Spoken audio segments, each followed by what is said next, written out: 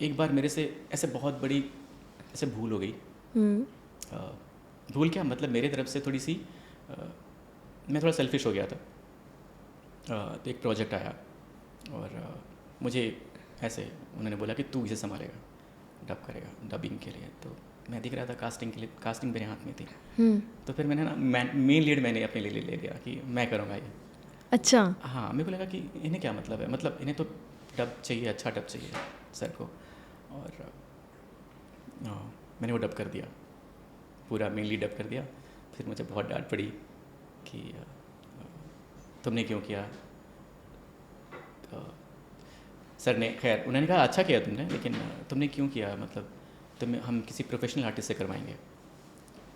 तो मैंने कहा सर मैं पैसे बचा रहा था। पैसे बचा रहे थे, अगर अगर प्रोजेक्ट ख़राब हो गया तो किस पे आएगा। मैंने कहा आप देख तो लो एक बार, मतलब अगर अच्छा नहीं हो तो कोई बात नहीं। तो उन्होंने कहा इतना टाइम क्या है स्टूडियो का और तुमने कर लिया बिना किसी से पूछे। बहुत डांट पड़ी मुझे। खैर संजीत सर थे, उन्होंने देखा तो उन्होंने कहा अच्छा है अच्छा है, लेकिन ये पॉलिसी नहीं है हमारी।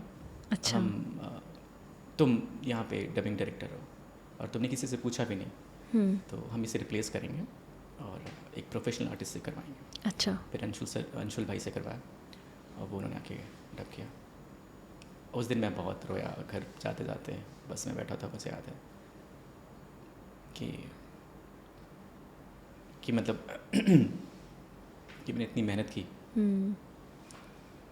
पर ये था कि मतलब खुशी इस बात की थी कि मैंने किया, स्टार्ट टू एंड मैंने ख़त्म किया उसे। और मुझे एक्सपीरियंस तो मिल ही गया था वहाँ से कि यार मैं कर सकता हूँ यार, मतलब मैं मेन लीड भी कर सकता हूँ।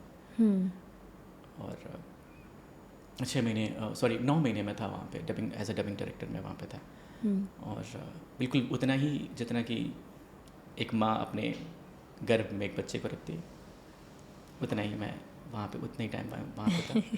और जब मैं वहाँ से निकला तो शायद उतना बच्चा जब दुनिया में आता है तो धीरे धीरे वो खिसकता है ज़मीन पे, फिर वो दोनों हाथ और पैर से चलता रेंगता है, फिर वो कोशिश है। करता है खड़े होने की। हाँ। तो मेरी जर्नी फिर वहाँ से वैसे ही रही, लोगों को कॉल करता रहा कि मैं डबिंग करना चाहता हूँ, प्लीज़ मुझे बुलाइए। और शुरुआत में ऐसा था कि क्राउड में कर रहा हूँ, एक दो लाइन कर रहा हूँ।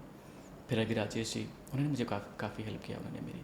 और वो अभी इस दुनिया में नहीं है, पर मैं मतलब उनका हमेशा आभारी रहूँगा कि उन्होंने मुझसे बहुत सारी साउथ की फ़िल्में करवाई एज ए हीरो। मैंने उन्हें बहुत परेशान किया, पर मुझे कॉन्फिडेंस भी काफ़ी मिला कि अब तो मैं कर सकता हूँ यार, ठीक है।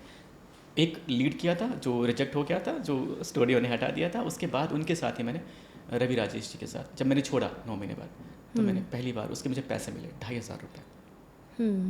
बहुत कम थे, लेकिन मुझे लगा कि यार ये मैंने कमाया है, मतलब ये मैंने अपनी आवाज़ से कमाया है।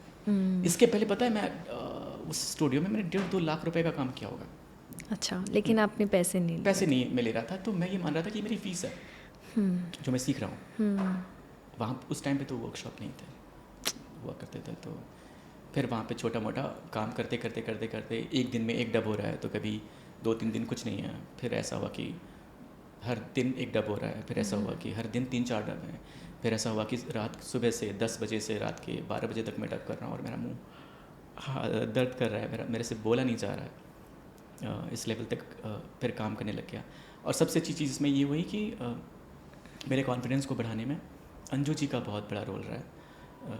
राजू भाई ने फिर मुझे रेकमेंड किया जब उन्होंने मेरा काम देखा कि यार ये कर ले रहा है अब, तो उन्होंने अंजू जी के पास मुझे भेजा और उन्होंने मुझे छोटा मोटा रोल दिया था। देन उनको भी अच्छा लगा मेरा काम।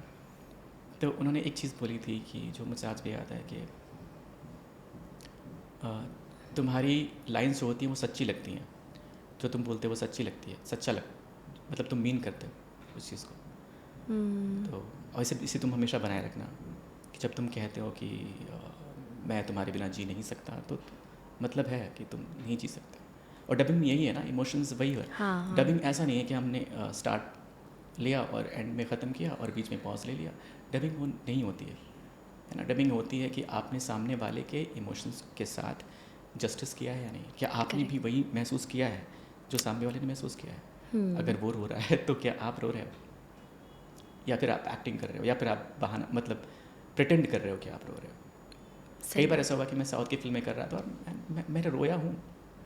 आज भी मेरे साथ ऐसा होता है कि मैं डब करते से अगर कोई इमोशनल सीन है तो आई क्राई एंड मेरी नाक बहने लगती है। फिर रुकना पड़ता है कि रुक जाओ, मुझे थोड़ा सा टाइम लगेगा।